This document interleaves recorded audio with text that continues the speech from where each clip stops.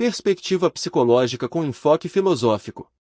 Na psicologia, uma vida normal costuma ser entendida como uma existência em que o indivíduo consegue lidar com as exigências do cotidiano, mantendo certo equilíbrio emocional, relacionamentos saudáveis e uma identidade relativamente estável. Porém, quando olhamos para isso filosoficamente, começamos a questionar: o que é realmente normal? E quem define essa normalidade?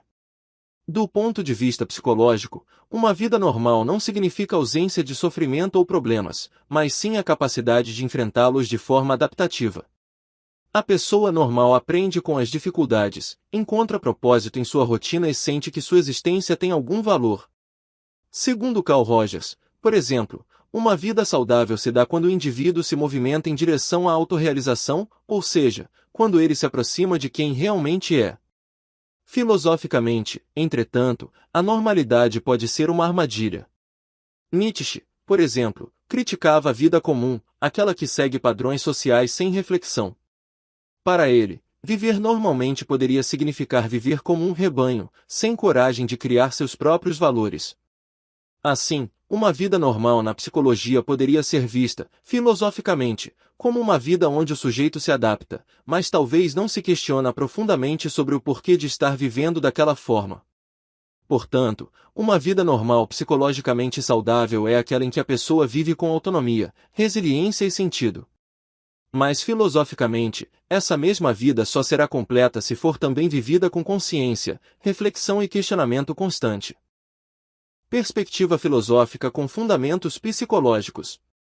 Filosoficamente, uma vida normal poderia ser vista como uma existência dentro dos padrões esperados pela sociedade: estudar, trabalhar, constituir família, envelhecer e morrer. Mas será que isso é viver de verdade? Platão nos convida a sair da caverna, ou seja, abandonar as sombras da vida comum para enxergar a verdade por trás da realidade. Viver normalmente, para muitos filósofos, é viver de forma inconsciente, repetitiva, alienada. No entanto, a psicologia moderna reconhece que viver dentro de certos padrões pode ser, sim, um indicativo de saúde mental.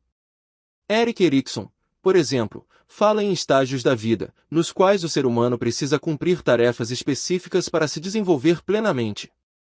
A vida normal se encaixa nesse modelo: trabalho, identidade, intimidade, legado. Seguir esse ciclo pode oferecer estabilidade, conforto e crescimento. Porém, o grande conflito aparece quando a filosofia nos faz enxergar que viver bem não é o mesmo que viver como todos vivem. A psicologia fala de adaptação, a filosofia fala de transcendência.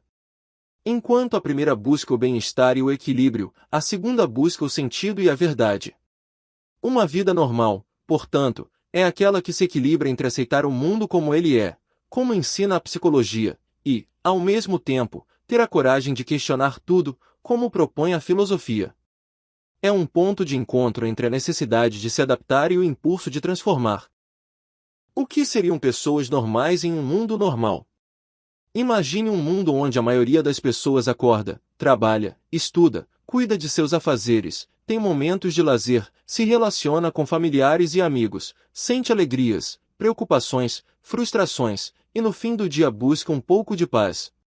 Esse é um mundo normal, onde tudo parece seguir um ritmo previsível e onde as vidas caminham sobre trilhos que foram criados muito antes de cada indivíduo nascer. Nesse contexto, pessoas normais seriam aquelas que se adaptam de forma razoável às exigências desse mundo. Elas não são perfeitas, nem sempre estão felizes, mas conseguem funcionar. Pagam contas, mantêm vínculos sociais, têm sonhos, cometem erros, aprendem. Não necessariamente se destacam, mas também não se perdem completamente. Estão dentro de um fluxo social em que ser normal é, na prática, estar equilibrado o suficiente para viver sem que a existência se torne insuportável. Mas aqui começa o ponto mais profundo: ser normal, nesse mundo, não significa estar completamente consciente da vida.